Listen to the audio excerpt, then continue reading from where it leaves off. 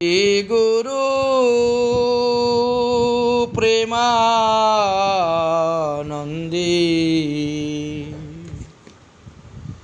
নিতাই গৌর সীতানাথ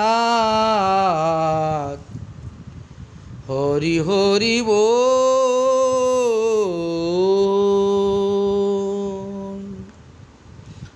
গুরুবে গৌরচন্দ্রায়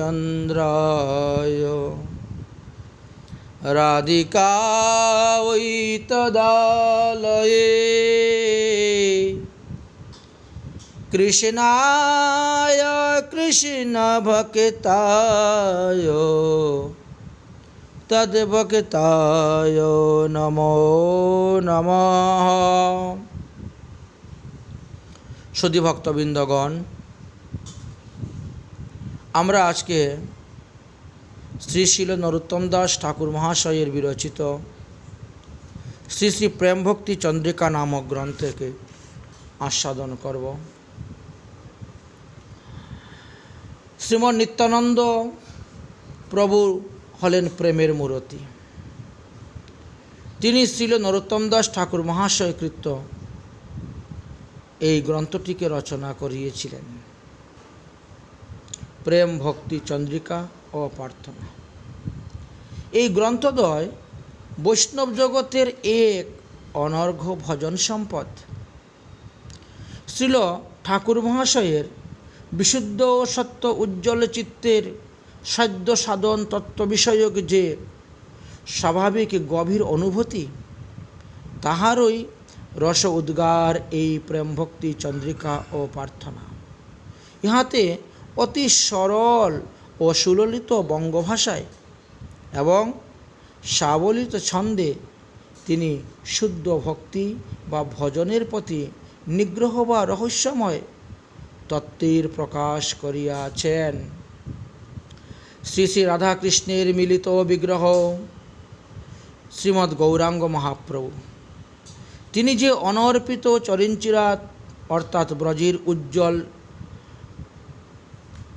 রসময়ী রাগভক্তি বিশ্বে বিতরণ করিয়াছেন, তার প্রিয় পার্ষদ এবং সতিশয় কৃপা পুষ্ট শ্রীরূপ সনাতন রঘুনাথ শ্রীজীব প্রভৃতি গৌরীয় বৈষ্ণব আচার্যগণের প্রতি অতি বিপুল গ্রন্থ রাজাবলী রচনা করিয়া শ্রীমৎ মহাপ্রভু যে হার্দ্য ভক্তি সিদ্ধান্ত বলি বিশ্বে প্রকার করিয়াছেন এবং গৌরীয় বৈষ্ণব সিদ্ধান্ত রত্ন ভাণ্ডকে অতিশয় সমৃদ্ধিশালী করে তুলেছেন। কিন্তু সেই সকল গ্রন্থরাজ কঠিন সংস্কৃত ভাষায় লিখিত, সুতরাং সাধারণের জন্য এটা দুর্গম। অথচ শ্রীল নরোত্তম দাস ঠাকুর মহাশয় অতি সহজ সরল বঙ্গভাষায় সুললিত পদ্য ছন্দে শ্রীল গোস্বামী পাদগণের গ্রন্থাবলীর নিগ্রহ রসময় তত্ত্বসিদ্ধান্ত সমূহ প্রার্থনার দ্বারে এই গ্রন্থদ্বয়ী সকলের সুবুদ্ধ করিয়া প্রকাশ করিয়াছে। এই গ্রন্থদ্বয় যেন শ্রী গৌরাঙ্গ পার্ষদ গোস্বামী পাদগণের গ্রন্থরাজিরূপ ক্ষীরসাগর মন্থিত অপ্রাকৃত সুধাতুল্য। শ্রী ঠাকুর মহাশয় প্রেম ভক্তি চন্দ্রিকাকে স্বয়ং মহাপ্রভুর বাণী বলিয়া উল্লেখ করিয়াছেন। শ্রী গৌরাঙ্গ প্রভু মুরে যে বলান বাণী, তাহা বিনা ভালো মন্দ কিছু না জানি। শ্রীমৎ মহাপ্রভু কর্তৃক স্ফুরিত এই বাণীর সহিত শ্রীল ঠাকুর মহাশয়ের অন্তরের বিশাল অনুভবরূপ মণিকাঞ্চনের সংযোগ প্রেম ভক্তি চন্দ্রিকা ও প্রার্থনা এমনকি ভজন শক্তি সম্পূর্ণ হইয়াছে যে ইহা যেন সাধককে হাত ধরিয়া ইষ্টদেব রাধা মাধবের পাদপদ্ম সমীপে পৌঁছাইয়া দিতেছেন। শ্রীল ঠাকুর মহাশয় যখন প্রেমতলির নিকটবর্তী ভজনস্থলীতে নিরন্তর অবস্থাপূর্বন শ্রীকৃষ্ণ চৈতন্য মহাপ্রভু এবং তাহার প্রিয় পার্ষদগণের দুঃসহ বিরহ ব্যাকুল হইয়া অবিরত মহা আরতি ভরে রুদন করিতেছিলেন। তাহার তৎকালীন সেই সুকচ্ছায়ী প্রেম ভক্তি চন্দ্রিকা এবং প্রার্থনা রূপে বিশ্বে প্রকাশিত হয়েছে। ভক্ত প্রাণের বিরহ অতিময় বাণী বলিয়াই এই গ্রন্থটি এত সরল, এত মধুর। প্রেম ভক্তি চন্দ্রিকা ও প্রার্থনার ন্যায় এত বহুত প্রচারিত গৌরীয় বৈষ্ণব গ্রন্থ আর নাই। গায়কের গানে, বক্তার বক্তৃতায়, ভক্ত বৈষ্ণবগণের মুখে মুখে সর্বত্র ইহার প্রচার আবৃত শোনা যায়। প্রেম ভক্তি রস উদ্গার বলিয়াই যত আবৃত্তি করা যায় তত ইহার নবায়মান আস্বাদনের অনুভব হইয়া থাকে। ইহার এমনি অপূর্ব তো যে ইহার একটি পয়ার বা একটি ত্রিপদী কিয়দংশ শ্রবণ করিলেই ইহা যে প্রেম ভক্তি চন্দ্রিকা বা প্রার্থনার বাণী তাহা সহজেই সকলেই বুঝিতে পারেন। ইহার এক অসাধারণ বৈশিষ্ট্য, ইহাতে শ্রীকৃষ্ণ বহির্মুখ সংসারী মানব হইতে আরম্ভ করিয়া শ্রদ্ধাবান সাধক সিদ্ধ পুরুষ সকলেরই অতি প্রয়োজনীয় ও হিতকারী উপদেশাবলী প্রদত্ত হইয়াছে। সুতরাং কেবল গৌরীয় বৈষ্ণব সম্প্রদায়েরই নয়, ইহাকে সার্বজনীন আধ্যাত্মিক উপদেশ বলিয়াও জানিতে হইবে। বিশেষত কলিযুগ পাবনবতার শ্রীমন্ত মহাপ্রভু প্রিয় পার্ষদ শ্রী রূপ সনাতনাদি গোস্বামীগণের আচরিত প্রচারিত মঞ্জুরি ভাব সাধন রহস্য হইতে অতি প্রাঞ্জল্য ও বিস্তরভাবে সেই তত্ত্বকথা বর্ণিত হয়েছে। তাই এই গ্রন্থদ্বয় নিখিল গৌরীয় বৈষ্ণব সম্প্রদায়ের সমস্ত গ্রন্থ রত্ন মঞ্জুষার চাবিকাঠি বলিলেও ভুল হইবে না।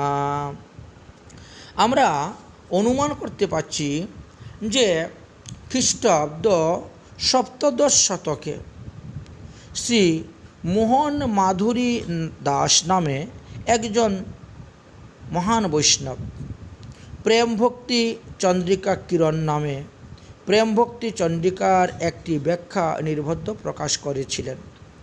তারপরে শ্রী অদ্বৈত বংশ প্রভুপাদ শ্রীল রাধিকানাথ গোস্বামী মহোদয় শ্রীল নরোত্তম দাস ঠাকুর মহাশয়ের সুযোগ্যতম অধস্তন গৌরীয় বৈষ্ণবাচার্য শ্রীল বিশ্বনাথ চক্রবর্তী কৃত টিপ্পণীসহ প্রেমভক্তি চন্দ্রিকার সংক্ষিপ্ত ব্যাখ্যা প্রকাশ হয়।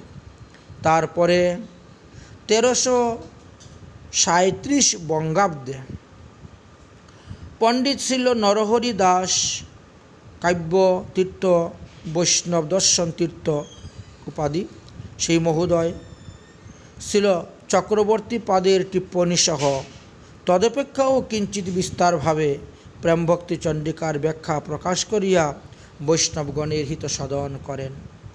তারপরে 1370 বঙ্গাব্দে শ্রীল সুন্দরানন্দ বিদ্যা বিনোদ মহাশয় শ্রীল চক্রবর্তী পাদের টিকাসহ প্রেমভক্তি চন্দ্রিকা এবং পদামৃত সমূহকার শ্রীল রাধামোহন ঠাকুরের মহাভাবনুসারিত টিকাসহ প্রার্থনার কৃপা কর্ণিকা নামে তার ব্যাখ্যা প্রকাশ করেন এবং বিভিন্ন পাঠান্তর সেখানে উল্লেখ করেন।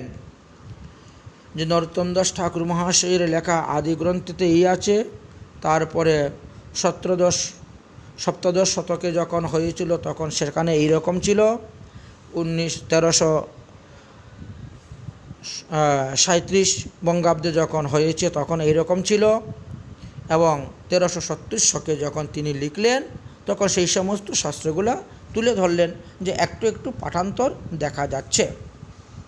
যাই হোক, প্রেম ভক্তি চন্দ্রিকা এবং প্রার্থনা ন্যায় সারগর্ভ গ্রন্থের পক্ষে উল্লেখিত প্রায় সবই ব্যাখ্যায় সংক্ষিপ্ত বলা চলে, কারণ কোনো সংস্করণেই সব প্রয়ার এবং ত্রিপদীর পদার্থ লইয়া বিস্তারিত ব্যাখ্যা প্রায়শ দৃষ্ট হয় নাই।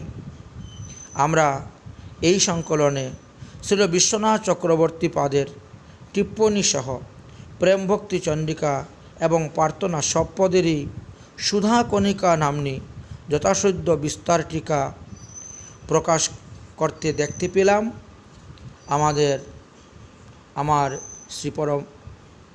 আমার শ্রী গুরুদেব শ্রীপাদ অষ্টোত্তর শতশীল অনন্ত দাস বাবাজি মহারাজ তিনি এই গ্রন্থটিকে বিস্তারভাবে ব্যাখ্যা করে গিয়েছেন। প্রভুপাদ শ্রীল রাধিকানাথ গোস্বামী মহোদয়ের ব্যাখ্যা গ্রন্থ হইতে অধিকাংশ পাঠ শ্রবণ করা হয়েছে, গ্রহণ করা হয়েছে, কারণ তিনি তাহার গ্রন্থের ব্যাখ্যার ভূমিকায় স্বয়ংই লিখেছেন যে করুণানিধি শ্রীমৎ মহাপ্রভুর কৃপায় সংস্কৃত টিপ্পণী সহ অতি প্রাচীন জৈন কলেবর একখানি অতি শুদ্ধ গ্রন্থ প্রেমভক্তি চন্দ্রিকা আমরা শ্রীহট্টবাসী একজন বৈষ্ণবের নিকটে পেয়েছি। শ্রীহট্ট দেশে নরোত্তম দাস ঠাকুর মহাশয়ের পরিবারের অন্তর্ভুক্ত এক বৈষ্ণবের নিকটে পাওয়া গিয়েছিল। তাই গ্রন্থদ্বয়ের বহু পাঠ বা পাঠান্তর থাকিলেহ অপেক্ষাকৃত নির্ভুলযোগ্য জ্ঞানকে আমরা প্রভুপাদের মুদ্রিত গ্রন্থ পাঠ গ্রহণ করারই চেষ্টা করি। যাই হোক, তাহলে আমরা দেখতে পেলাম এই স্থানে নরোত্তম দাস ঠাকুর মহাশয়ের প্রেম ভক্তি চন্দ্রিকা এক অসাধারণ গ্রন্থ। এই নরোত্তম দাস ঠাকুর মহাশয় পূর্বলীলায় তিনি ব্রজলীলায় চম্পক মঞ্জুরি ছিলেন।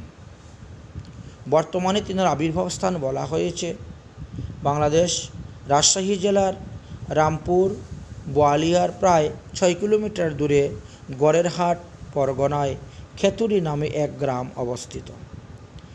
প্রেমবিলাস বর্ণিত আছে শ্রীমৎ মহাপ্রভু কানাই নাটশালা গ্রামে একদিন কীর্তন নর্তন করিতে করিতে খেতুরির দিকে মুখ করিয়া নরোত্তম নাম করিয়া পুনর ডাকতে লাগিলেন। ভাবাবেশে প্রভুর মন অস্থির হইল।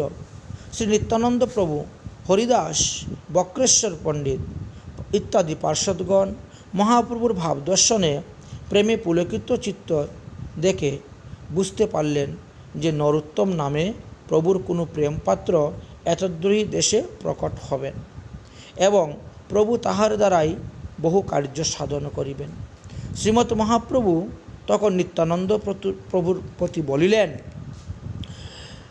প্রভু কহেন শ্রীপাদ বুঝি করহ ভাবনা, আপনার গুণ তুমি না জানো আপনা, নীলাচল যাইতে যত কান্দিয়াছ তুমি, সেই প্রেম দিনে দিনে বান্দিয়াছি আমি, সেই প্রেম রাখিব আমি পদ্মাবতী তীরে, নরোত্তম নামে পাত্র দিব তুমি তারে, প্রেমে জন্ম হবে তার আমা বিদ্যমানে, এখনে রাখিয়া যাব পদ্মাবতী স্থানে।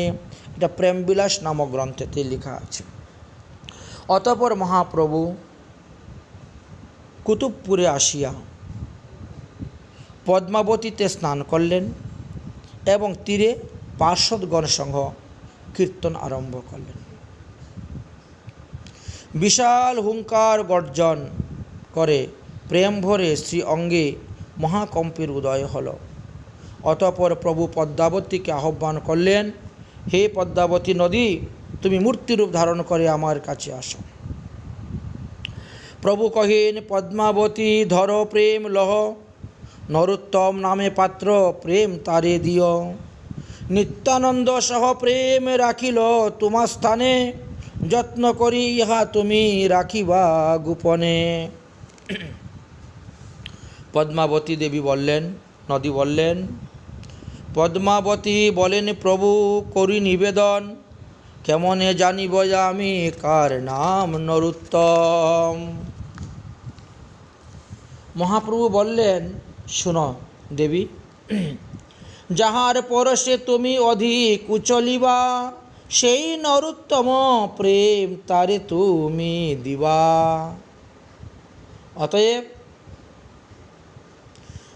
যে তোমার জলে নদীতে স্নান করতে আসবে, আর স্নান করে আসার সঙ্গে সঙ্গে তোমার নদীর মধ্যে জোয়ার ভাটা অধিক কুচলিত হয়ে তুমি উঠবে, তখন বুঝতে পারবে এই ব্যক্তি নরোত্তম, আর তাকেই তুমি আমার এই প্রেম দান করবে। এখন তোমার কাছে গচ্ছিত রাখো। এইভাবে মহাপ্রভু প্রেম দিলেন।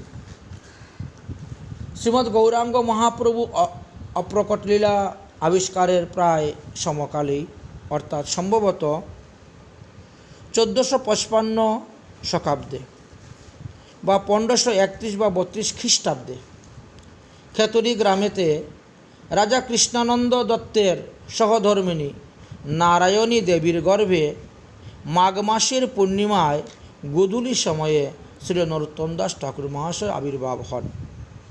তাহলে নরোত্তম দাস ঠাকুর মহাশয়ের পিতার নাম ছিল কৃষ্ণানন্দ দত্ত, আর মায়ের নাম ছিল নারায়ণী দেবী। যাই হোক, বাল্যকালের তিনার অপূর্ব লীলার কথা বর্ণনা আছে। ছিল নরোত্তম দাস ঠাকুর মহাশয় শশীকলার ন্যায় দিন দিন বড় হইতে লাগিলেন। রাজা কৃষ্ণানন্দ দত্ত মহা সমারোহে পুত্রের অন্নপ্রাশন উৎসবাদি আরম্ভ করলেন।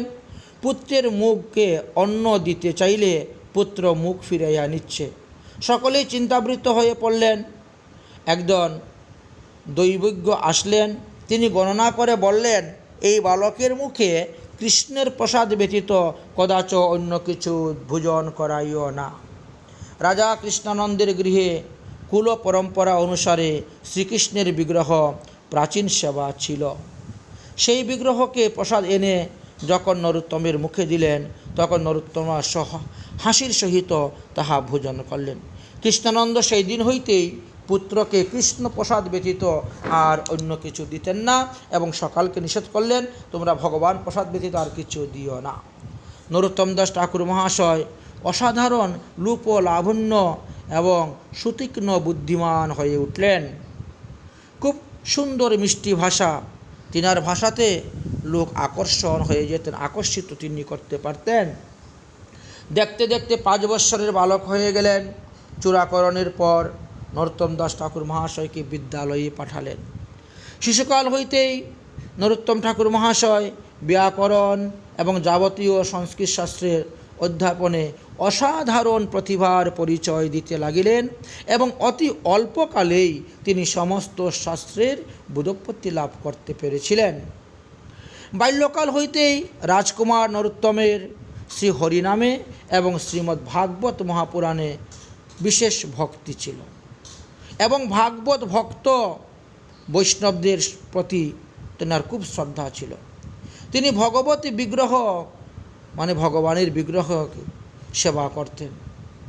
অসামান্য প্রীতি এবং ভোগ বিলাস বিরক্তি দর্শনে বাৎসল্যপরায়ণ রাজা কৃষ্ণানন্দ পুত্রগত প্রাণ মাতা নারায়ণী চিন্তায় পড়ে গেলেন যে এই পুত্র কিনা সংসার ত্যাগ করে চলে যায়। ছোটবেলা থেকে তার ভক্তগণের চমৎকার লক্ষণ দেখা যাচ্ছে। তৎকালীন সেখানকার বৈষ্ণবগণ নরোত্তম দাস ঠাকুর মহাশয়ের এই বাল্যলীলা দর্শন করে বড়ই আনন্দিত হইতেন। খেতড়ি গ্রামে কৃষ্ণদাস নামক এক পরম ভাগবত ব্রাহ্মণ বাস করিতেন। নরোত্তম দাস ঠাকুর মহাশয় ওই বিপ্রের নিকটে প্রত্যহ শ্রী গৌরহরি এবং তাহার প্রেমময় পার্শ্বদগণের চরিত্র কথা বসে বসে শ্রবণ করতেন, আর হা গৌরাঙ্গ বলিয়া প্রেমভরে রুদন করিতেন। একদা নরোত্তম দাস ঠাকুর মহাশয় স্বপ্নযুগে দর্শন করলেন যে শ্রীমৎ নিত্যানন্দ প্রভু এসেছেন।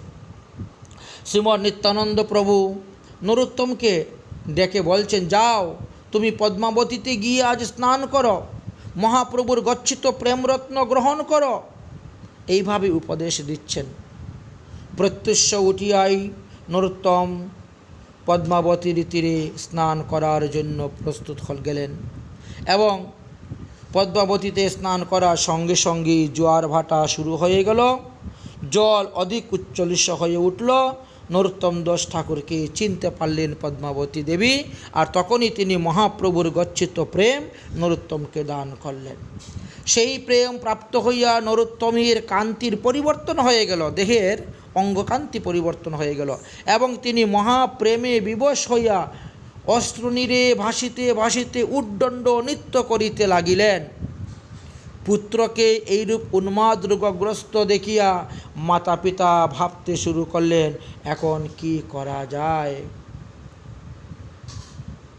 গৌর প্রেম প্রচারে রত হয়ে গেছেন,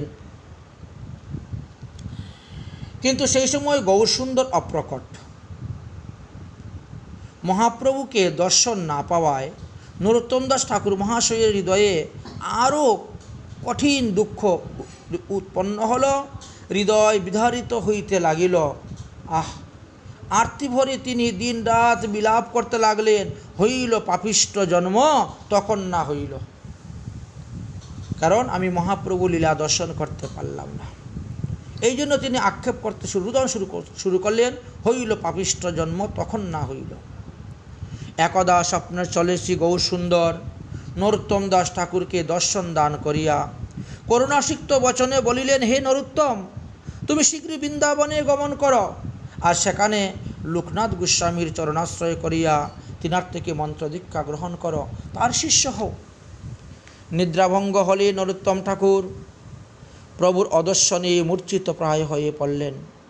প্রভুর ইচ্ছায় নরোত্তম পুনরায় স্বপ্ন আদেশ পেলেন। স্বপ্নে মহাপ্রভু সপার্শ্বদে নরোত্তমকে নবদ্বীপ লীলা দর্শন করাইয়া দিলেন।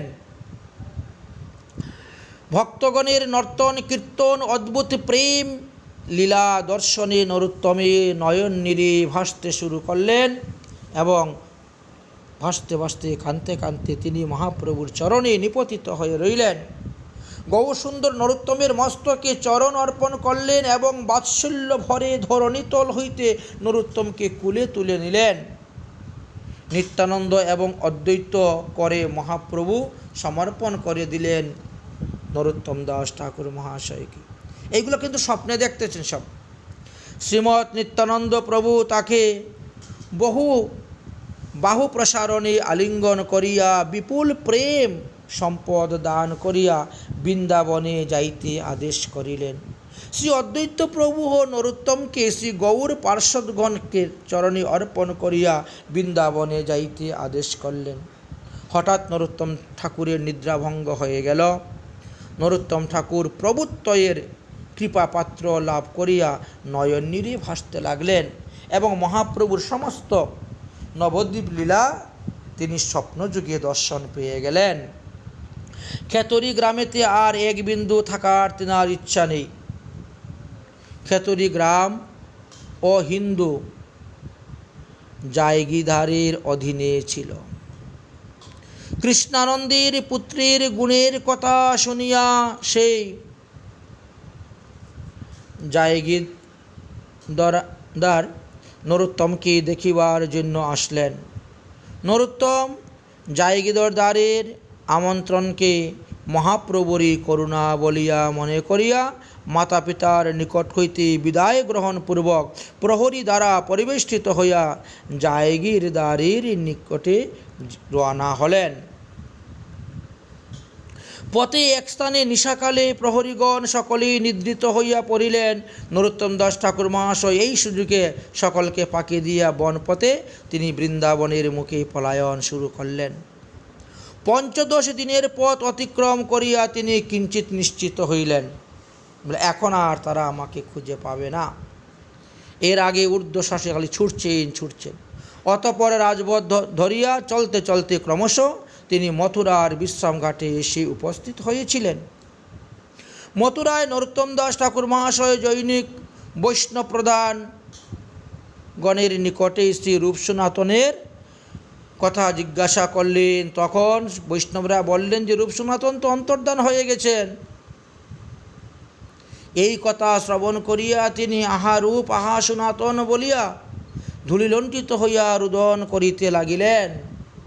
না পেলাম মহাপ্রভুর দর্শন, আদেশ দিলেন রূপ সনাতনের কাছে আসতে, তারাও অদর্শন হয়ে গেলেন। তাহলে আমি কোথায় যাব? শ্রী রূপ সনাতন স্বপ্নেতে ঠাকুর মহাশয়কে এসে আদেশ দিলেন, সান্ত্বনা দিলেন, তুমি কেঁদো না, তুমি যাও, গিয়ে তুমি বৃন্দাবনে অবস্থান করো। প্রভাতে নরোত্তম দাস ঠাকুর কাঁদতে কাঁদতে মথুরা হইতে বৃন্দাবনে চললেন। সেই সময়ে শ্রীনিবাস আচার্য বৃন্দাবনে অবস্থান করছিলেন। তিনি বৃন্দাবন ভ্রমণ করতে আসছিলেন, তাই বৃন্দাবনে তিনি অবস্থান করতেছিলেন। শ্রীমৎ রূপ গোস্বামী পাদ স্বপ্নে জীব গোস্বামীকে আর শ্রীনিবাসকে আদেশ দিলেন, দেখো নরোত্তম নামে মহাপ্রভুর এক প্রিয় ভক্ত বৃন্দাবনে আগমন করতেছেন, তাকে এনে তোমাদের সন্নিধানে রাখো, তাকে বৈষ্ণব স্মৃতিশাস্ত্র সব শিক্ষা প্রদান করো। তাই তারা স্বপ্নযুগে জানতে পারলেন নরোত্তমের আগমন। এদিকে নরোত্তম দাস ঠাকুর মহাশয় শ্রীধাম বৃন্দাবনে প্রবেশ করিয়া শ্রীল গোবিন্দ মন্দিরে গিয়ে তিনি উপস্থিত হলেন এবং গোবিন্দদেবকে প্রণাম করলেন, গোবিন্দদেবকে দর্শন করলেন। ইত্যবসরে দৈবাৎ সেখানে জীব গোস্বামী পাদের সহিত দেখা হয়ে গেল। তারপরে সেখানে শ্রীনিবাস আচার্য প্রভু গিয়ে উপস্থিত হলেন, উভয়ে সাক্ষাৎ হয়ে গেল, পরিচয় জানাজানি হয়ে গেল। শ্রীমৎ জীব গোস্বামী পাদ শ্রী নরোত্তম দাস ঠাকুর মহাশয়কে পরম আনন্দের সহিত নিয়ে আসলেন এবং নিজের কুটিরে রাখলেন। তারপরে বললেন, যাও তুমি বিরক্ত শিরোমণি গৌর পার্ষদ শ্রীল লোকনাথ গোস্বামীর কুটিরে গমন করো এবং তিনার সেবা করো। নরোত্তমের পরিচয় করাইয়া দিলেন এবং কৃপা করার জন্য তিনাকে অনুরোধ করলেন যে আপনি নরোত্তমকে দীক্ষা দিবেন। কিন্তু লোকনাথ গোস্বামী বললেন যে না, আমি কাউকে দীক্ষা দিব না, আমি দীক্ষা দিইনি। ইতিপূর্বে মহাপ্রভু তখন লোকনাথ গোস্বামীকে স্বপ্নে আদেশ করলেন, কিছুদিন পরেই তোমার কাছে নরোত্তম নামে এক নৈপতি নন্দন তোমার শিষ্যত্ব গ্রহণ করার জন্য আসিবে।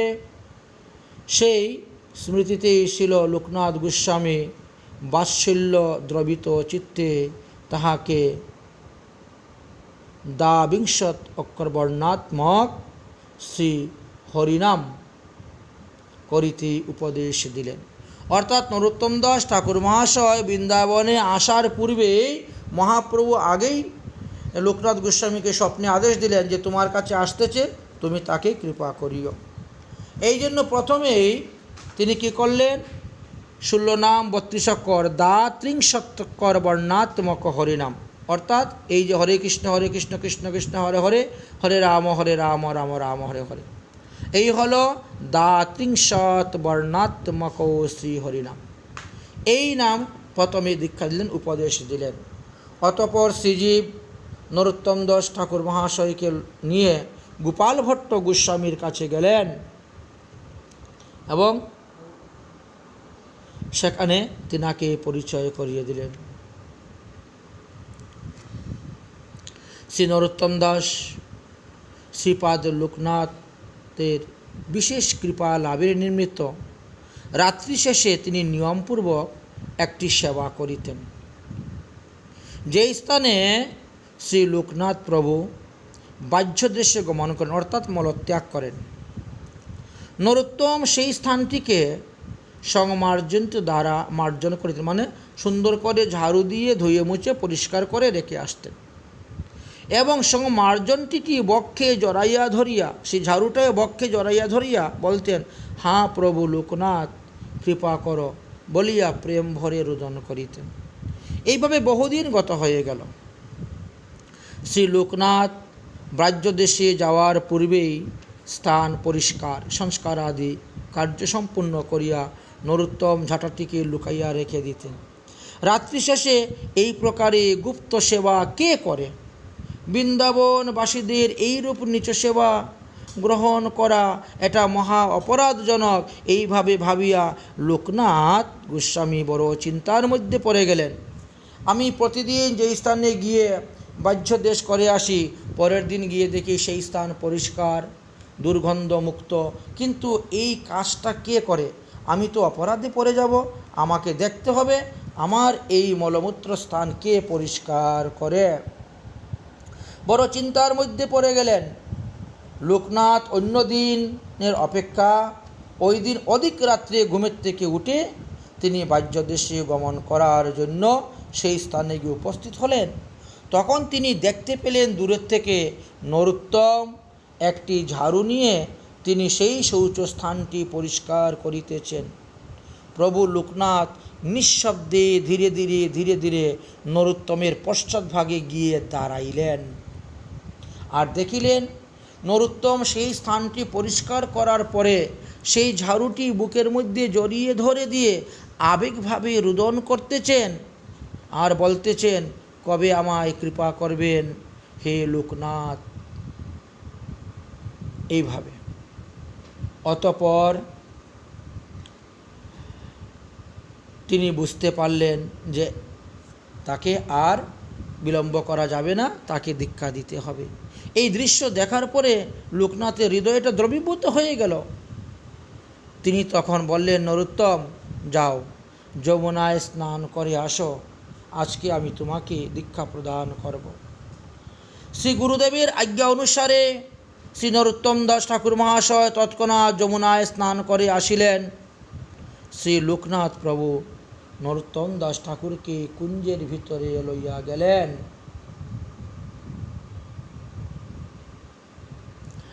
এবং শ্রাবণ মাসের পূর্ণিমা তিথিতে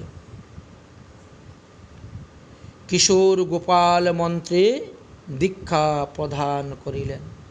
তাহলে নরোত্তম দাস ঠাকুর মহাশয় জন্মগ্রহণ করলেন মাঘী পূর্ণিমায় আর দীক্ষা গ্রহণ করলেন শ্রাবণী পূর্ণিমায়, মানে এটা গুরু পূর্ণিমা যেটা বলা হয়। আচ্ছা, দীক্ষা প্রদান করলেন। তারপরে তিনি বললেন যে যাও, এবার জীব গোস্বামীর নিকটে থাকো, থেকে সেখানে সমস্ত শাস্ত্র অধ্যয়ন করো, ভক্তিশাস্ত্র, বৈষ্ণব স্মৃতিশাস্ত্র। সংবাদটা গিয়ে পৌঁছে গেল জীব গোস্বামীর নিকটে। নরোত্তম দাস শ্রীমৎ জীব গোস্বামীর পাদে গমন করলেন, প্রণাম করলেন, সব কথা জানাইলেন। এই শুভ সংবাদ সমস্ত বৃন্দাবনে ছড়িয়ে পড়ল যে লোকনাথ গোস্বামী তো বলছিলেন কাউকে দীক্ষা দিবেন না, কিন্তু এইবার নরোত্তম দাস ঠাকুরকে তিনি দীক্ষা দিয়েছেন। শ্রী লোকনাথ প্রভু ক্রমে শিল ঠাকুর মহাশয়কে রাগানুগা ভজন পদ্ধতি উপদেশ দিতে শুরু করলেন এবং রাগানুগা ভজন পদ্ধতি শিক্ষা দিলেন তিনি প্রথমেই। তাহলে লোকনাথ গোস্বামী নরোত্তম দাস ঠাকুর মহাশয়কে যেমন দীক্ষা দিয়েছেন তেমনি আবার শিক্ষাও দিয়েছেন। তাহলে দীক্ষাগুরু শিক্ষাগুরু একই হয়ে গেল। শ্রীল নরোত্তম দাস ঠাকুর শ্রী গুরুদেবের নিকট হইতে সমস্ত ভজন পদ্ধতি শিক্ষা করিয়া একদা তিনি বৃন্দাবনের এক কুঞ্জের মধ্যে ভজনে প্রবিষ্ট হলেন, আবেশ হয়ে গেলেন। সেই সময়ে শ্রীমতী রাধারানী বিষভানু নন্দিনী স্বয়ং তিনার সম্মুখে আবির্ভাব হয়ে আদেশ করলেন, নরোত্তম, মধ্যাহ্নে আমার কুঞ্জে আমার প্রাণভল্লভের সেবার নিমিত্ত দুগ্ধ আবর্তন তোমার নিত্য সেবা রইল, তুমি আজকে থেকে তাই করবে। অর্থাৎ রাধারানী শ্রীকৃষ্ণকে যে কুঞ্জে সেবা করান সেই কুঞ্জে নরোত্তম গিয়ে প্রতিদিন দুগ্ধ গরম করে দিবেন শ্রীকৃষ্ণের জন্য, এটাই হলো তার সেবা। আমার প্রিয় সখী চম্পকলতা এই সেবা করত, এই জন্য আমি তোমার নাম চম্পক মঞ্জুরি দিলাম, তুমি আমার এই সেবা করবে। শ্রী নরোত্তম সেই সেবার আজ্ঞা প্রাপ্ত হইয়া বাহ্যদশা লাভ করিলেন এবং শ্রী লোকনাথ প্রভুর নিকটে গিয়ে প্রেম ভরে গদগদ চিত্তে সেই সমস্ত কথা নিবেদন করিলেন।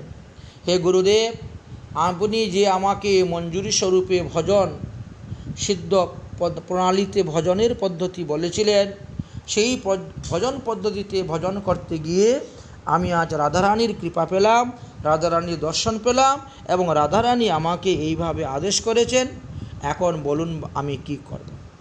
শ্রীল লোকনাথ নরোত্তমকে বললেন, তোমার অতি সৌভাগ্য, তুমি রাধারানীর কৃপা প্রাপ্ত হয়েছ। গুরুদেবও আনন্দিত, শিষ্যের ভজন নিষ্ঠা দর্শন করে।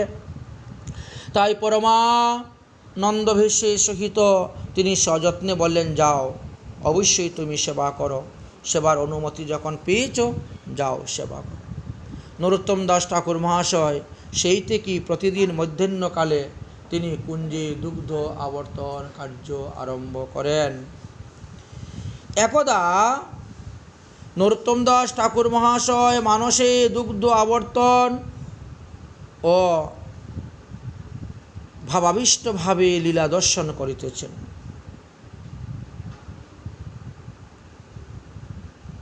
হঠাৎ দেখেন উচলিত দুগ্ধ যেন বাইরে পড়ে যাচ্ছে।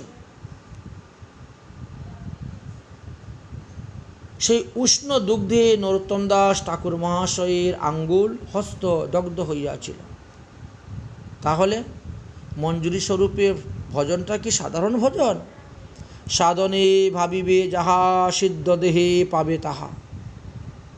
এই যে মঞ্জুরি স্বরূপে সিদ্ধ প্রণালী অনুসারে ভজন করলেন, তার প্রত্যক্ষ প্রমাণ দেখিয়ে দিলেন।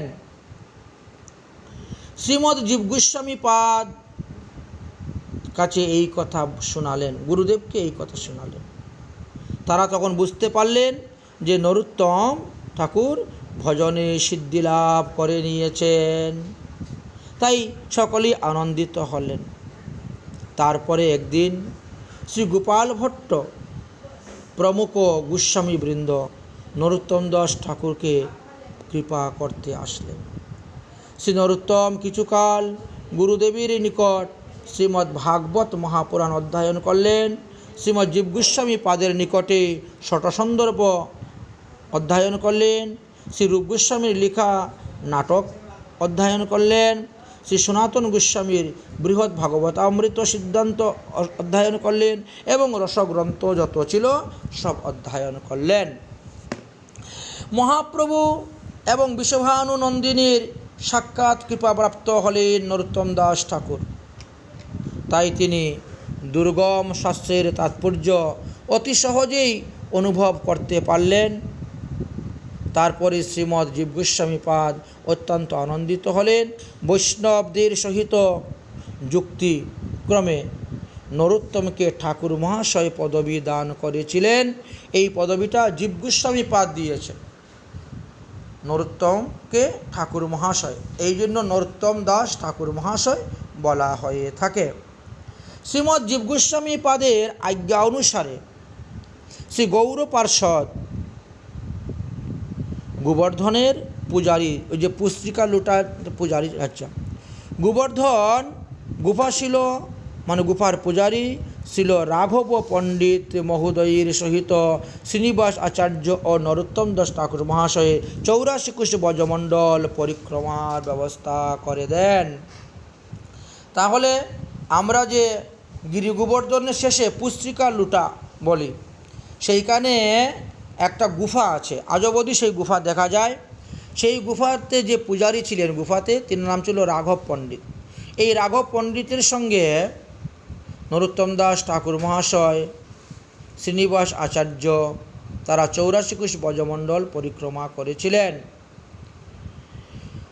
ইহা অতি বিস্তারভাবে ভক্তিরত্নাকর নামক গ্রন্থের পঞ্চতরঙ্গে বর্ণনা আছে, এই জন্য আমরা এখানে কিছু বলতেছি না বিস্তারিতভাবে। এর কিছুদিন পরেই উৎকল দণ্ডচক্রগ্রাম হইতে শ্রী গৌর দাস পণ্ডিতের চরণাশ্রিত শ্রী হৃদয় চৈতন্য ঠাকুরের নিকট দীক্ষা গ্রহণ প্রাপ্ত করে দুঃখী কৃষ্ণদাস বৃন্দাবনে এসে পৌঁছিলেন, যিনার নাম পরবর্তী সময়ে শ্যামানন্দ প্রভু হয়েছিলেন। তিনিও শ্রীমৎ গোস্বামী পাদের নিকট হইতে ভাগবত অধ্যয়ন করিয়া পরম পাণ্ডিত্য অর্জন করেছিলেন। শ্রীধাম বৃন্দাবনের কুঞ্জ সংস্কার করিতে করিতে একদা তিনি শ্রীমতী রাধারানীর নপুর প্রাপ্ত হইয়াছিলেন। ললিতাজির কৃপায় সাক্ষাৎ শ্রী বিশ্বভানু নন্দিনীর চরণে তিনি আত্মসমর্পণ করতে পেরেছিলেন, আর সেই চরণের নপুর পরাইয়া তিনি কৃতার্থ হয়েছিলেন রাধারানীকে। শ্রীমৎ জীব গোস্বামী পাদ তাকে শ্যামানন্দ নাম প্রদান করেছিলেন। ইত্যাদি আমরা দেখতে পাই। তাহলে শ্রীনিবাস আচার্য, নরোত্তম দাস ঠাকুর এবং শ্যামানন্দ প্রভু তারা একই সঙ্গে বৃন্দাবনে বাস করতে শুরু করলেন, আর জীব গোস্বামী পাদের নিকট হইতে তারা শিক্ষা গ্রহণ করলেন। এই জন্য শিক্ষা শিষ্য রূপে তারা পরিচিত। বৃন্দাবনে অবস্থান করিয়া পরস্পর তিনজন এককালেই যেমন একে অন্যের প্রাণস্বরূপ হয়ে উঠলেন, একে অন্যের হৃদয় স্বরূপ হয়ে উঠলেন। তিনজন একসঙ্গে খাওয়া দাওয়া, উঠা বসা, চলাফেরা, গ্রন্থ লেখা, গ্রন্থ অধ্যয়ন করা, ব্রজধাম দর্শন করা ইত্যাদি। যার ফলে এই তিনজনই ব্রজের মধ্যে সুপণ্ডিত হয়ে উঠলেন, বৈষ্ণব সিদ্ধান্তের সুনিপুণ হয়ে উঠলেন এবং সঙ্গীত বিদ্যাতেও তারা পারদর্শী হয়ে উঠলেন। শ্রীমৎ জীব গোস্বামী পাদ প্রমুখ বৃন্দাবনবাসীগণ, গোস্বামী বৃন্দগণ, শ্রীরূপ সনাতন জীবের রচিত বিপুল গ্রন্থসমূহ জীবের সুযোগ্য ছাত্র শ্রীনিবাস আচার্য, নরোত্তম দাস ঠাকুর মহাশয় ও শ্যামানন্দ দ্বারা গৌড়দেশে প্রচারের জন্য মন স্থির করলেন, অঙ্গবঙ্গ কলিঙ্গতে পাঠাবেন। শ্রীমৎ জীব গোস্বামী পাদ সকলের ইচ্ছাতে বিশাল গ্রন্থভাণ্ডার পুটো 4টি গরুর গাড়িতে করে পাঠাবার ব্যবস্থা করলেন। 10 জন অস্ত্রধারী প্রহরী রাখলেন পাহারা দিয়ে নিয়ে যাওয়ার জন্য। শ্রীনিবাস নরোত্তম শ্যামানন্দকে গৌড় দেশে প্রেরণ করলেন। গ্রন্থরাজি নির্বিঘ্নে গৌড় দেশ পর্যন্ত পৌঁছিল, কিন্তু একটুক স্থান বাকি ছিল। শেষে বন বিষ্ণুপুরে ঢোকার পরে তৎকালীন দস্যুরা তারা মনে করেছিল এর মধ্যে অনেক ধন সম্পত্তি আছে, তাই তারা সেই সমস্ত সন্দুক চুরি করেছিলেন। তৎকালীন দস্যু ভাবাপূর্ণ বন বিষ্ণুপুরে রাজা বীরহাম্বীর অনুচরের দ্বারা আদেশে রত্নপূর্ণ মঞ্জুষা ভাবিয়া নিশাকালে গ্রন্থ মঞ্জুষা অপহরণ করিয়া লইলেন। শ্রীনিবাস নরোত্তম শ্যামানন্দের জাগরিত হইয়া তারা যখন গ্রন্থগুলা দর্শন করতে পেলেন না, তখন কাঁদতে কাঁদতে ভূমিতে লুটিয়ে পড়লেন, অচৈতন্য হয়ে গেলেন। সেই সময় দৈববাণী হয়েছিল, আকাশবাণী হয়েছিল, বিষ্ণুপুরের রাজার নিকটে গ্রন্থ পাইবে। এইদিকে গ্রন্থ সম্পুট দর্শনে রাজা বীরহাম্বীর চিত্ত শুদ্ধ হয়ে গিয়েছিল এবং নির্জনে সম্পুটে তিনি সমস্ত গ্রন্থ রাজকে রেখে দিয়েছিলেন এবং আত্মগ্লানি তিনার মনের মধ্যে হয়েছিল এবং তিনি নিজেকেই নিজে ধিক্কার দিতে শুরু করলেন। পরবর্তী সময়ে শ্রী গৌরসুন্দর রাজাকে স্বপ্নে আদেশ দিলেন, শ্রীনিবাস আচার্য প্রভু বন বিষ্ণুপুরে আছেন, শ্রীকৃষ্ণ বল্লভকে কৃপা করিয়া তাহার সঙ্গে রাজসভায় উপনীত হইলেন। রাজা বীরহাম্বীর শ্রীল আচার্য প্রভুর শ্রীমুখে ভাগবতের ভ্রমর গীতির অপূর্ব ব্যাখ্যা শ্রবণ করিয়া মুগ্ধ হয়ে গেলেন এবং রাজা শ্রীনিবাস আচার্যের চরণে আত্মসমর্পণ করলেন। শ্রীনিবাস আচার্য তার রাজাকে দীক্ষা দিলেন এবং শিষ্যত্ব দিলেন, আর গুরুদক্ষিণা রূপে তিনিও গ্রন্থবলি সব প্রদান করলেন। সেখান থেকে জাজিগ্রামে আগমন করলেন এবং সেই সংবাদ বৃন্দাবনে এসে পৌঁছিল। শ্রী নরোত্তম দাস ঠাকুর মহাশয় শ্রী গৌর লীলাবলী, শ্রী বৃন্দাবন, শ্রী নবদ্বীপ মণ্ডপ এবং শ্রী গৌর পার্শ্বদ লীলাভূমি দর্শন এবং পরিক্রমা করলেন। তৎকালীন প্রকট গৌর পার্শ্বদগণকে দর্শন করলেন, তাদের মুখে গৌর কথা শ্রবণ করলেন।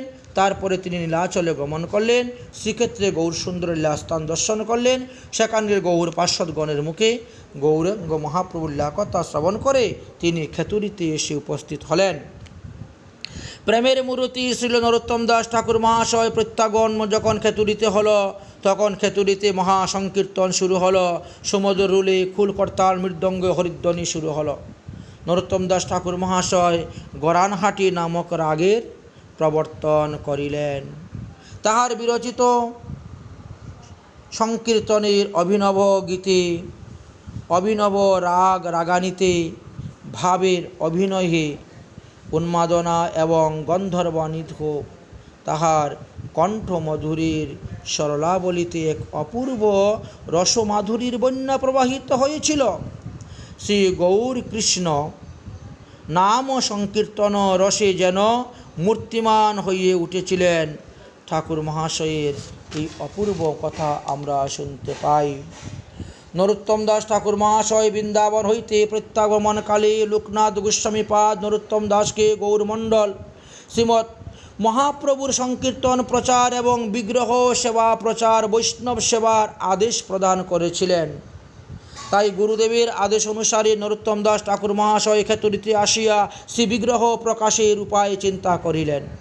শ্রী গৌরসুন্দর স্বপ্নে শ্রী নরোত্তম দাস ঠাকুর মহাশয়কে বলিলেন, আমি পূর্ব হইতেই ধাতু বিগ্রহ রূপ ধারণ করিয়া শ্রী বিপ্রদাস নামক বৈষ্ণবের ধানের গুলার ভিতরে আমি আছি, তোমার পথপানছাই অবস্থান করিতেছি, সেখানে সর্পভয়ে কেউ যায় না, অতএব তুমি সেখানে গিয়ে আমাকে সেখান থেকে এনে সেবা প্রকাশ করো। ইহা বলিয়া আবার 5টি বিগ্রহ নির্মাণের এবং সেবা প্রচারের আজ্ঞা স্বয়ং মহাপ্রভু নরোত্তম দাস ঠাকুর মহাশয়কে প্রদান করলেন। ছিল নরোত্তম দাস ঠাকুর মহাশয় জাগরিত হইয়া প্রেমানন্দে নাম সংকীর্তন করলেন। রজনী প্রভাত হইল এবং প্রভাতে প্রাতকালে সকল বৈষ্ণবদেরকে সঙ্গে করে নিয়ে সেই বৈষ্ণবের ধানের গোলাতে গমন করিলেন এবং ঠাকুর মহাশয় গমনে সর্পগণ সকল তখন সেখান থেকে পালিয়ে গেল এবং ঠাকুর মহাশয় ধানের গোলা হইতে তিনি মহাপ্রভুর শ্রী বিগ্রহ বের করে নিয়ে আসলেন প্রিয়াজি সহিত, অর্থাৎ বিষ্ণুপ্রিয়ার সহিত সেই বিগ্রহ নিয়ে আসলেন। শ্রী গৌরসুন্দর স্বয়ং তরিবেগী শ্রীল ঠাকুর মহাশয়ের কুলে আসলেন। শ্রীল ঠাকুর মহাশয় নিজ গৃহে আনিয়া প্রিয়াজি সহ গৌরসুন্দরকে আসনে বসাইয়া অপূর্ব সঙ্গীত রচনা করিয়া শ্রী গৌরসুন্দরের গুণগান করিতে লাগিলেন। শ্রী গৌরসুন্দরের আদেশক্রমে প্রিয়াসহ অপর পঞ্চবিগ্রহ নির্মাণ করিয়া শ্রী ফাল্গুনী পূর্ণিমা তিথিতে 6টি বিগ্রহ প্রতিষ্ঠার দিন ধার্য করিয়াছিলেন। ইহাই ইতিহাসে প্রসিদ্ধ অদ্ভুতপূর্বক অদ্বিতীয় ক্ষেত্রী মহামহোৎসব নামে খ্যাতি। ফাল্গুনী শুক্লা পঞ্চমী হইতে মহামহোৎসবের মঙ্গল আচরণ সংকীর্তন গীতাদি চারিদিকে মুখরিত হয়ে উঠেছিল। সেই সময়ে শ্রীনিবাস আচার্য শ্রীল নরোত্তম দাস ঠাকুর মহাশয়ের আমন্ত্রণে তৎকালে গৌরীয় দেশে স্থিত শ্রী গৌরী নিত্যানন্দের এবং অদ্বৈত প্রভুর পার্ষদগণ নিখিল বৈষ্ণবগণ সেই মহোৎসবে যোগদান করিয়াছিলেন। ইহা ভক্তিরত্নাকর গ্রন্থেতে এবং নরোত্তম বিলাস নামক গ্রন্থ হইতে জানা যায়। অধিবাসের দিবসে উৎসবের অধিবাসী দিবসে অর্থাৎ পূর্ণিমার পূর্ব দিবসে পার্ষদগণের সহিত শ্রী শ্রী নিত্যানন্দ প্রভুর শক্তি শ্রীমতী জাহ্নবা মাতা ঠাকুরানী এই খেতরি ধামে শুভাগমন করেছিলেন। শ্রীমতী জাহ্নবা মাতার অনুগাত্য শ্রী খুল মঙ্গল হয়েছিল এবং অধিবাস কার্য সম্পূর্ণ হয়েছিল। শ্রী ফাল্গুন পূর্ণিমা তিথিতে জাহ্নবা মাতার আদেশক্রমে শ্রীনিবাস আচার্য প্রভু শ্রী গোস্বামী শাস্ত্রীর বিধান অনুসারে শ্রী বিগ্রহগণের মহা অভিষেক সম্পূর্ণ কার্য করেছিলেন। স্বপ্নচ্ছলে সে মহাপ্রভু শ্রী বিগ্রহগণের যে নাম জ্ঞাপন করেছিলেন অভিষেককালে সেই নামই সেই স্থানে প্রকাশ করা হয়েছিল।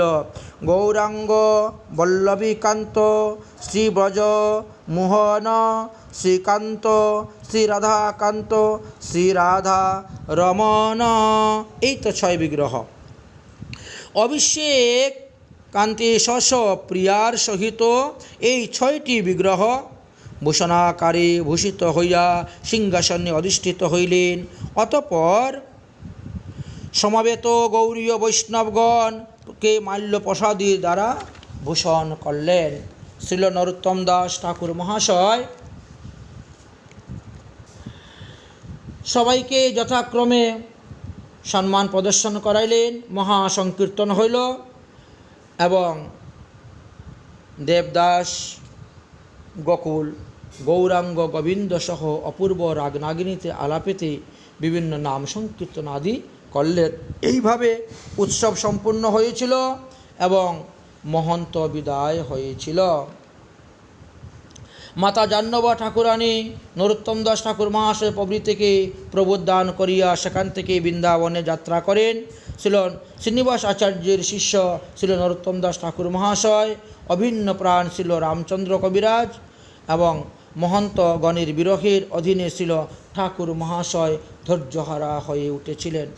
পরবর্তী সময়ে ঠাকুর মহাশয় বহু নাস্তিক, বহু পাষণ্ডীগণকে উদ্ধার করেছিলেন। তাহার অলৌকিক প্রেম ভক্তি অনুভব এবং অতি বিলক্ষণ পাণ্ডিত্য প্রবৃত্তি দর্শনে এবং ভাব উদ্দীপনে, সমুদ্র সঙ্গীত শ্রবণে বহু রাজগণ, ব্রাহ্মণ পণ্ডিতগণ তারা তাদের ধান, তাদের আভিজাত্য সব কিছু ত্যাগ করে তারা নরোত্তম দাস ঠাকুর মহাশয়ের শিষ্যত্ব গ্রহণ করেছিলেন। একদা ছিল ঠাকুর মহাশয় এবং রামচন্দ্র কবিরাজ স্নানে গমন করিলেন।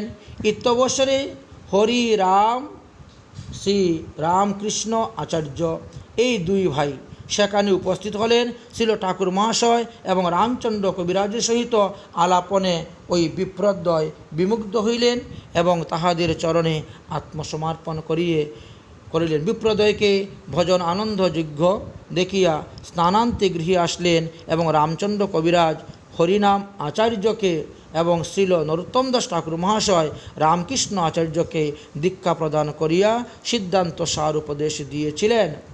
শ্রী গাম্ভীরা নিবাসী পণ্ডিত শ্রী গঙ্গানারায়ণ চক্রবর্তী হরিনাম ও রামকৃষ্ণ পণ্ডিতের প্রভাবে প্রভাবিত হয়ে তিনি আসলেন এবং শ্রীল নরোত্তম দাস ঠাকুর মহাশয়ের নিকট হইতে তিনি দীক্ষা গ্রহণ করিয়াছিলেন। এইভাবে বহু ব্রাহ্মণ সন্তানগণ নরোত্তম দাস ঠাকুর মহাশয়ের নিকট হইতে দীক্ষা গ্রহণ করিয়াছিলেন এবং তারা পাণ্ডিত্য অর্জন করেছিলেন।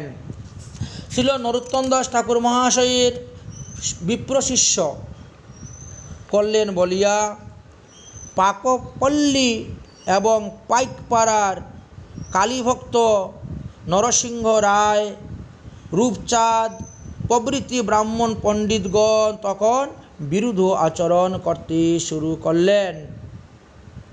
এমনকি রাজা নরসিংহানন্দ কাছে বিচার দিলেন।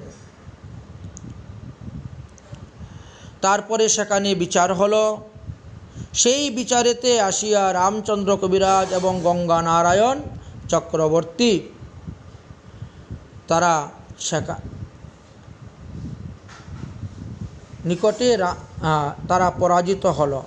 এদিকে অপরাধী রাজা নরসিংহকে স্বপ্নযুগে দেবী স্বপ্নে দেখালেন, খড়গ হাতে নিয়ে ভয় দেখালেন, হে তুমি নরোত্তম দাস ঠাকুরের আচরণে দোষ দেখতেছ, যাও তার চরণাশ্রয় করে তার আদেশ পালন করো।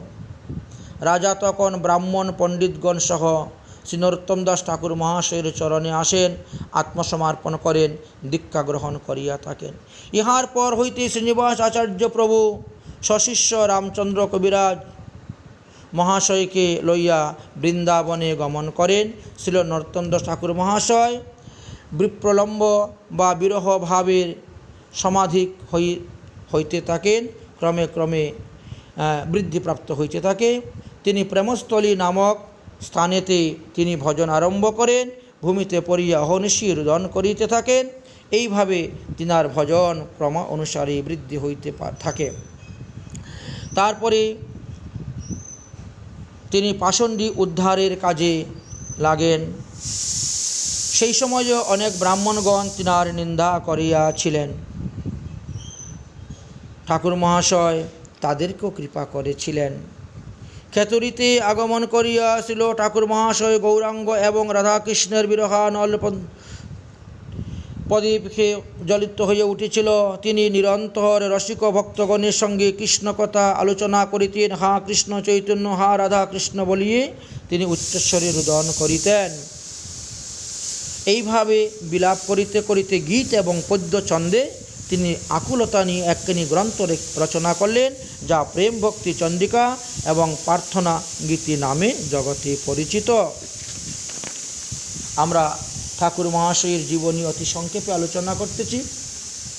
শ্রীল ঠাকুর মহাশয় বিরহভাবে উত্তরোত্তর বৃদ্ধি পাইতে লাগিল। ভক্তগণ তাহার লীলা সংগোপনের আশঙ্কায় অধীর হইয়া পড়িলেন। শ্রী গৌরাঙ্গের প্রাসঙ্গে আসিয়া শ্রীল নরোত্তম দাস ঠাকুর তথা হইতে বিদায় লইয়া ব্যাকুলভাবে শ্রী গোবিন্দ প্রভৃতি ভক্তগণের সহিত তিনি বধূরি গ্রামেতে গমন করেন। তথায় নাম সংকীর্তন, অহোরাত্র যাপন এবং সকলকেই ভক্তি প্রদান করিয়া গম্ভীরায় গঙ্গা তীরে আগমন করেন। এবং সেই সময়ে একবার তিনি সমস্ত ব্রাহ্মণদেরকে দেখিয়েছিলেন। তিনি হঠাৎ সমাধিস্থ হয়ে পড়ে গেছিলেন। তখন তারা মনে করছে যে নরোত্তম দাস ঠাকুর মহাশয় মারা গিয়েছেন, তেনাকে চিতায় উঠানো হয়েছে। তখন ব্রাহ্মণেরা খুব নিন্দা করতে শুরু করলেন যে নিচ জাতের হইয়া, নিচ বর্ণের হইয়া ব্রাহ্মণদেরকে দীক্ষা দিয়েছে, এই অপরাধেই নরোত্তম অকালে মৃত্যুবরণ করেছে। সমস্ত ভক্তরা নরোত্তম দাস ঠাকুর চরণে পরে কান্নাকাটি করতে শুরু করলেন। তারপরে নরোত্তম দাস ঠাকুর মহাশয় হঠাৎ করে জীবিত হয়ে গেলেন এবং তিনি হরে কৃষ্ণ রাম গৌর বলে তিনি বেরিয়ে চলে আসলেন। এইভাবে ব্রাহ্মণদেরকে তিনি অলৌকিক দৃষ্টি দর্শন করিয়েছিলেন। অতঃপরে একবার এক ঘটনা ঘটেছিল। তিনি তখন নরোত্তম দাস ঠাকুর মহাশয় গঙ্গা স্নান করতে গিয়েছেন। তটস্থ সলিলে উপবেশনে শ্রীরামকৃষ্ণ আচার্য এবং গঙ্গানারায়ণ চক্রবর্তী, তারা দুইজন গুরু সেবা করতেছেন, গুরুদেবের অঙ্গ মার্জন করতেছেন। সেটা নরোত্তম দাস ঠাকুর মহাশয় আদেশ করেছেন যে আমার অঙ্গটা মেজে দেও তো, আমি গঙ্গা স্নান করতেছি। উভয়েই ছিল নরোত্তম দাস ঠাকুর মহাশয়ের অঙ্গ স্পর্শ করিয়া তারা মার্জন করতেছেন। তো তিনার তো প্রেমময় তনু, বিষ্ণু পাদুবুতা গঙ্গা জলের সহিত দুগ্ধবৎ সম্মিলিত হয়ে গেলে দুধ যেমন জলের মধ্যে মিশে যায়, ঠিক তেমনিভাবে নরোত্তম দাস ঠাকুর মহাশয়ের অঙ্গটাও সেইভাবে জলের মধ্যে মিশে গেল। এই প্রকারে অচিন্ত্যভাবে ছিল নরোত্তম দাস ঠাকুর মহাশয় লীলা সংগোপন করেছিলেন, যাহা দর্শন করে সেখানকার সমস্ত পণ্ডিতগণ বিস্মিত হয়ে গিয়েছিলেন। তাহার আত্মসংগোপনে পাষণ্ডগণ দ্রবীভূত হয়েছিলেন যে আমরা কি ভুল করলাম, এমন লোককে চিনতে না পারে আমরা তার নিন্দা করলাম। চতুর্দিকে হরিধ্বনি উক্কিত হইল।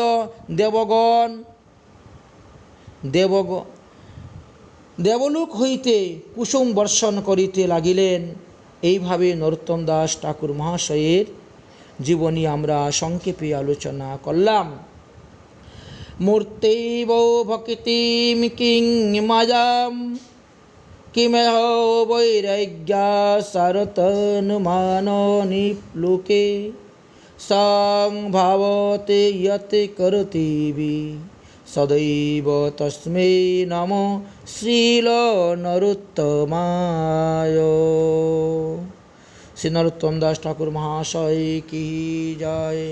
জয় জয় শ্রী রাধেশ্যাম নিতাই গৌর সীতানাথ প্রেমানন্দে হরি হরি বল।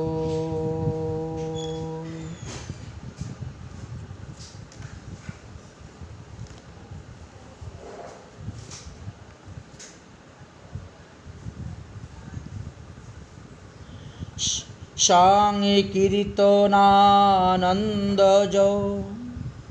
মন্দহাস্য দন্তদ্রুতি দুতি দিকমুখম সেদাশ্রুধারা স্নাপয়তি তস্মৈ নমো নমো শ্রী নরোত্তমায়। অর্থাৎ যাহার সংকীর্তন আনন্দজনিত মন্দ হাস্যের দন্ত প্রভায় দিকমণ্ডল উদ্ভাসিত করিতেছে, যিনি সংকীর্তনকালে সেধায় অশ্রুত ধারায় স্নাপিত অঙ্গ হইতেছিল, সেই শ্রীল নরোত্তম দাস ঠাকুর মহাশয়কে পুনর্পুনর আমি দণ্ডবৎ করি প্রণাম করে নরোত্তম দাস ঠাকুর মহাশয়ের জীবনী কথা সংক্ষেপে আলোচনা করলাম। আমরা এর পরবর্তী অধ্যায় থেকে আমরা প্রতিদিনই প্রেম ভক্তি চন্দ্রিকার আস্বাদন করব। এই ত্রিপদী ছন্দেতে যা লেখা আছে সেইগুলো আমরা ক্রম অনুসারে আস্বাদন করব। আজকের মতো প্রেম ভক্তি চন্দ্রিকা এখানেই বিশ্রাম।